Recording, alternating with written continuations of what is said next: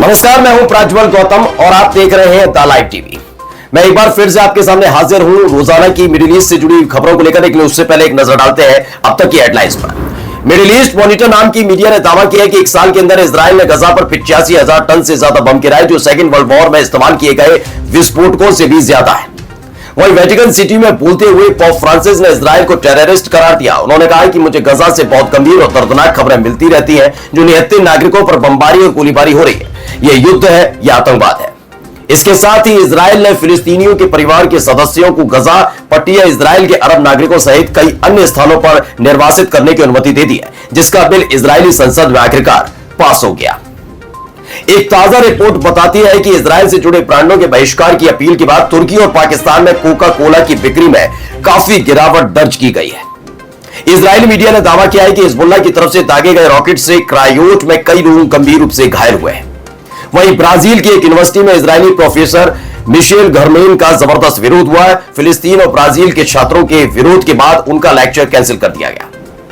Jordan की हाशमाइट university में फिलिस्तीन के समर्थन में छात्र विरोध प्रदर्शन कर रहे थे। अब यूनिवर्सिटी प्रशासन ने छात्रों को प्रदर्शन बंद करने की चेतावनी दी। गाजा में मानवीय सहायता जारी है और रवांडा ने गाजा को मदद पहुंचाई, जिसमें खाने पीने की चीजों के साथ साथ दवाएं भी शामिल हैं। वहीं प्रेस टीवी की खबर के मुताबिक ब्रिटेन ने रूस पर 18 महीने का प्रतिबंध लगा दिया है। दक्षिण कोरिया की नेशनल असेंबली में भी इजराइल को दिए जा रहे हथियारों की सप्लाई की अब जांच शुरू हो गई है। द लाइव टीवी, सच सबसे आगे। और आइए अब खबरें देखते हैं विस्तार से। दरअसल कई महत्वपूर्ण खबरें निकलकर आई हैं, उनमें से एक खबर क्या है आपको दिखाने जा रहा हूं। पहले खबर देखिए कि एक तरफ लगातार नजर टिकी हुई थी अमेरिकी राष्ट्रपति डोनाल्ड ट्रंप को लेकर कि भाई उनका नया शासन शुरू हुआ, हर कोई उनको बधाई दे रहा था। लेकिन रूस के राष्ट्रपति व्लादिमीर पुतिन ने क्या कुछ कहा है उसे जरा देखिएगा, क्योंकि यही एक धुरी बनती हुई नजर आ रही है। खबर देखिए, a new world order is being form before our eyes. क्या लिखा? हमारी आंखों के सामने एक नई विश्व व्यवस्था बन रही है। पुरानी दुनिया खत्म हो गई है, एक नई दुनिया बनाने के लिए एक अपूर्णीय युद्ध छेड़ा जा रहा है। कहा जा रहा है कि एक बड़ा युद्ध छेड़ा गया है, व्लादिमीर पुतिन की तरफ से यह कहा गया। इसके साथ साथ कई बयान है व्लादिमीर पुतिन की, इनको देखकर आप समझ जाएंगे कि आने वाले दिनों में होने क्या जा रहा है। क्या वाकई ट्रंप के आने से शांति होगी? क्योंकि रूस का जो तेवर है उसको उनको इस बयान से आप समझ सकते हैं। इन्होंने कहा वैश्विक स्तर पर, मतलब दुनिया भर के स्तर पर, वैश्विक स्तर पर देखा जाए तो अगले 20 साल और ज्यादा कठिन होंगे, यह बता दिया व्लादिमीर पुतिन ने। उन्होंने कहा लोकतंत्र को तेजी से बहुमत के शासन के रूप में नहीं बल्कि अल्पसंख्यक के शासन के रूप में समझा जा रहा है। आगे लिखते हैं, आगे इन्होंने कहा कि आधुनिक जो ये नियोबोलरिज्म होता है को अधिनायकवादी विचारधारा में बदल दिया गया है, यानी कि इसे पूरी तरीके से डाउन करने की कोशिश की जा रही है। यह व्लादिमीर पुतिन का बयान है। अगला दिखाता हूं, ये कहते हैं नई व्यवस्था में किसी एक व्यक्ति की बात को स्थापित नहीं, आधिपत्य की बात नहीं की जा सकती, यानी किसी एक की चलेगी ये नहीं कहा जा सकता। यानी सीधे सीधे अमेरिका के लिए, क्योंकि अमेरिका की एक आदत रही है वो खुद को बहुत ही ज्यादा ताकतवर दिखाता रहा है, बताता रहा है कि वो तब सबसे ज्यादा ताकतवर है, उसको लेकर तंज कसते हुए नजर आए।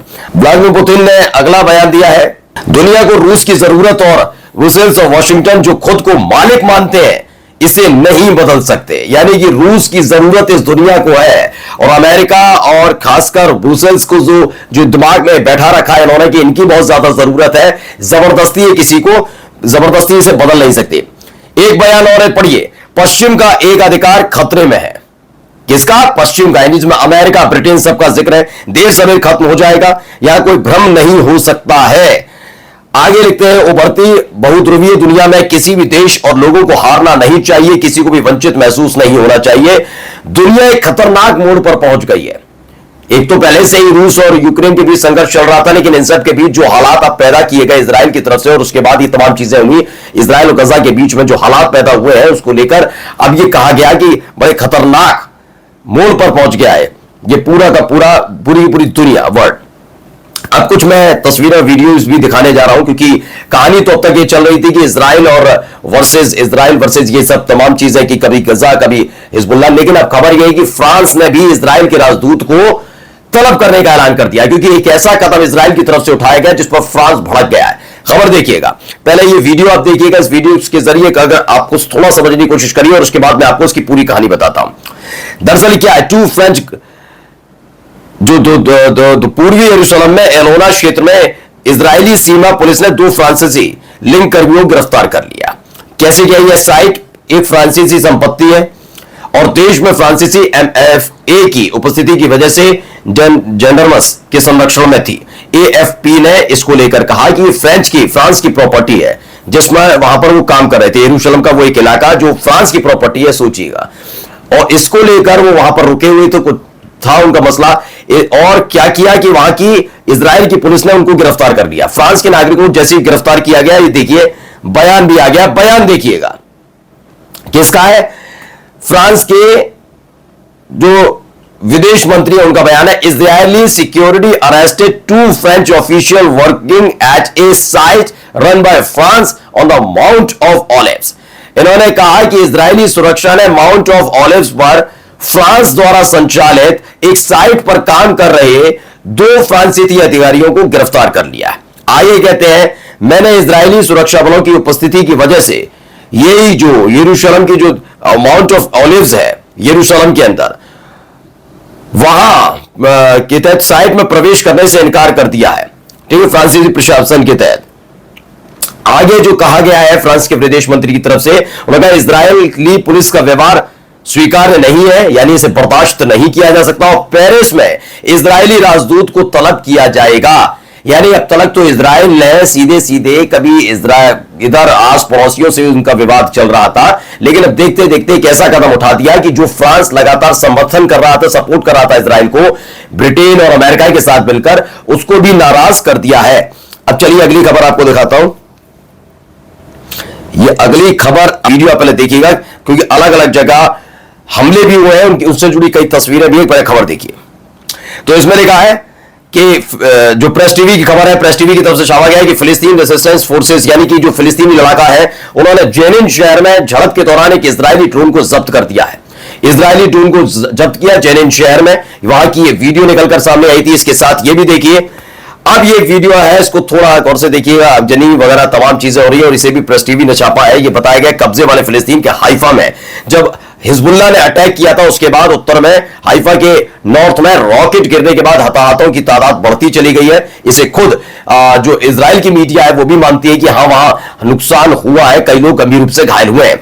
वहीं एसएनएन इंग्लिश ने कहा है चैनल 12 की रिपोर्ट के मुताबिक क्या बताया गया कि क्रायोट में एक इमारत पर हमला करने वाले हिजबुल्लाह रॉकेट ने साइट पर मौजूद एक व्यक्ति को घायल करने के अलावा भारी नुकसान पहुंचा और वहां पर गैस का रिसाव भी हो रहा है। क्या बताया गया? चैनल 12 की रिपोर्ट है जिसमें बताया गया कि हिजबुल्लाह ने क्रायोट में हमला किया और उसके बाद वहां पर धमाका तो हुआ ही हुआ, वहां पर कई लोग, एक व्यक्ति घायल हुआ, एक शख्स घायल होता है, इजरायली घायल होता है और गैस रिसाव भी होने लगता है। यानी खतरा लगातार वहां पर बढ़ रहा है। इसको लेकर ये वीडियो भी जारी किया गया। इस वीडियो में आप देख सकते हैं, ये वीडियो वैसे तो एसएनएन इंग्लिश की तरफ से जारी किया गया, लेकिन चैनल 12 के हवाले की तरफ का हवाला दिया गया है, जिसमें चैनल 12 ने बताया कि लेबनान से दागे गए ये रॉकेटों के हमले के बाद किरियातयम में बिजली ग्रिड, किरियातयम जो है वहां पर बिजली ग्रिड के बुनियादी ढांचों को नुकसान हुआ है। जो बिजली व्यवस्था होती है, पूरे के पूरे ग्रिड वगैरह लगे रहते हैं, उस पर भी हमला हुआ है और वो बड़ा बुरी तरीके से उनको नुकसान हुआ है, जिसकी वजह से इस इलाके में विपत्ति गुल हो गई है।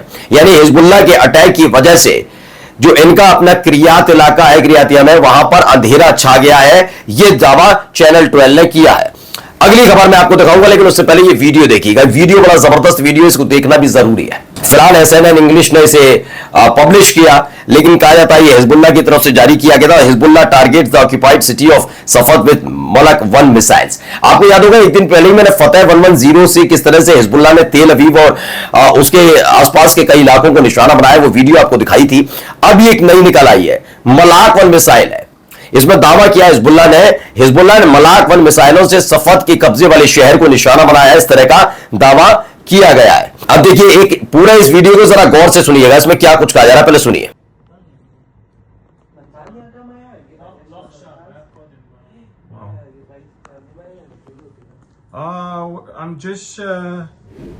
तो सुना आपने।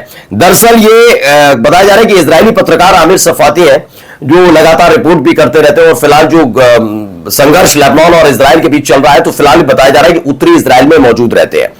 इन दिनों ये बाइबल एक इनका प्रोग्राम चल रहा है, एक्सप्लोर द बाइबल, तो उसी की शूटिंग के दौरान कर रहे थे। तभी एक रिकॉर्डिंग के दौरान ये जो भी रिकॉर्डिंग हो रही थी, उन्होंने इसे ट्वीट किया है, बताया कि किस तरीके से रॉकेट के जब रिकॉर्डिंग हो रही थी उसी समय रॉकेट की आवाज आई, रॉकेटों की भारी बौछार हमारे ऊपर फट गई। ये बताया गया कि हमारे ऊपर से होती हुई निकली है, बहुत बड़ा भयंकर धमाका हुआ। ये तमाम चीजें रिकॉर्डिंग के दौरान उसी कैमरे में ऑडियो उसकी रिकॉर्ड हो जाती है, वह दहशत का माहौल बन जाता है। तो किस तरह के हालात उत्तरी इजराइल में भी बने हुए, इससे आप समझ सकते हैं।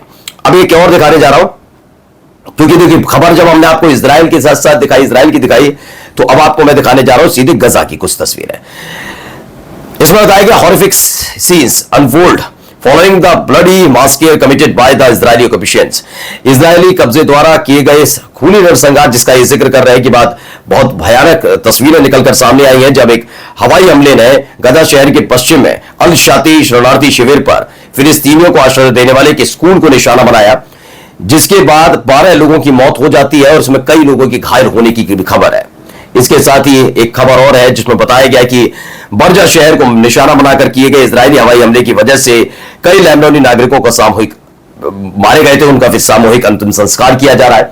उनकी कई कॉफिन्स आप देख सकते हैं, जहां वो दक्षिणी लेबनान से भाग गए थे। उसके बाद इन सबके जो शव थे उनको इकट्ठा किया गया और उनको कॉफिन लेकर उनका अंतिम संस्कार किया जा रहा है।